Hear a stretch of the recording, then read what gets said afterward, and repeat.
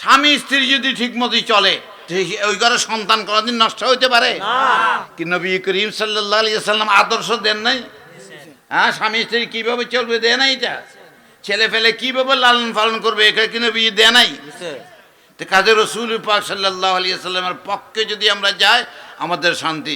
যার নাম হলো রহমতুল্লিল আলামিন, যার নাম রহমতুল্লিল আলামিন। তার লাইফের মধ্যে কোন জায়গায় একটু দেখান যে মানবতা বিরোধী, তার লাইফের মধ্যে দেখান যে রসুল পাক এমন একটা আদেশ দিয়েছে যেটা নাকি মানবতা বিরোধী হয়। বিচার হবে, ঠিক না বেটি? খারাপ ভালো থাকবে, খারাপের বিচার আর ভালোর জন্য শান্তি। এটা কোরআন এবং হাদিসে বলে দিয়েছে। এটার নাম জঙ্গিবাদী নয়, এটার নাম হলো যে কি শান্তিবাদী। সবাই শান্তির জন্য বসবাস করতে পারে, ঠিক ঠিক না বিধি? তো কাজেই আমি তো আর লম্বা চেয়েও আপনাদেরকে বলতে পারবো না। অনেক বড় আয়োজন করেছে সাহেবের দাওয়াতে, বড় সুন্দর আয়োজন করেছেন, ভালো আলহামদুলিল্লাহ। শীতও বেশি পড়তেছে, তো বয়স আমার মতো হলেও তো আরও কিছু বুঝতে পারতেন, এখন তো বুঝতে পারতেন না আমার মতো। আর এই আপনাদেরকে দেখবার জন্য এই বয়সের মধ্যে আমি চলে আসছি। আমি 8 মাস পর্যন্ত বাইরে হইনি, বাইরে কোনো মাহফিলে যায়নি 8 মাসের মধ্যে। এখন এরা জবরদস্তি করাতে এই বাইরে হয়েছি। তার মধ্যে একটা কারণ ছিল, ওই শাহাদুদ্দিন মিয়া, কোথাকার মিয়া, বাড়িচার, হে অনেক খেদমত করেছে ইসলামের জন্য, খানেকা টানেকা সব কিছু করেছে। এখন সে এন্তেকাল করে গেছে, তার খানেকার মধ্যে একটা মাহফিল করতে চায় তার ইসালে সাহাবের জন্য। কাজে আমি বেরিয়েছি। ও এখানে বাইরে হওয়ার কারণে এখানে আসতে হয়েছে। আরও কতগুলা বলছেন আমার বাবারা যে এখানে যাইতে হইব। আমি বলছি বাইরে এসে যখন নাকি 30 তারিখ পর্যন্ত আছি, এরপরে আর কিন্তু আবার থাকতাম না। হ্যাঁ, ওই পরিপ্রেক্ষিতে আজকে আপনাদের সঙ্গে দেখা, আলহামদুলিল্লাহ, লাখ লাখ শুকর।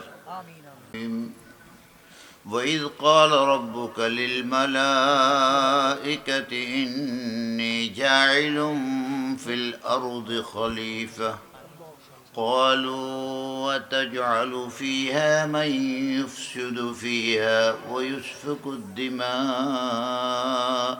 وَنَحْنُ نُسَبِّحُ بِحَمْدِكَ وَنُقَدِّسُ لَكَ وقال تعالى في شان حبيبه إن الله وملائكته يصلون على النبي يا أيها الذين آمنوا صلوا عليه وسلموا تسليما اللهم صل على مولانا محمد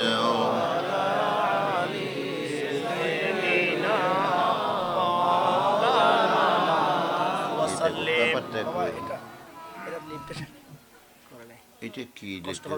আমি কম কম দেখি, পুরো দেখি না, চোখে দুজন নাই। অধ্যকার সালাতুসাল্লাম মাহফিলে উপস্থিত হযরত উলামায়ে কেরাম, মুরব্বিয়ানে আযম, বেরাদারানে ইসলাম, স্কুল কলেজ মাদ্রাসার কচি কোমল প্রাণ ছাত্রবৃন্দ ও আমার পর্দানসীন মা বোনেরা, আপনারা অনেক আগের থেকে আমাকে জানেন, দেখেছেন।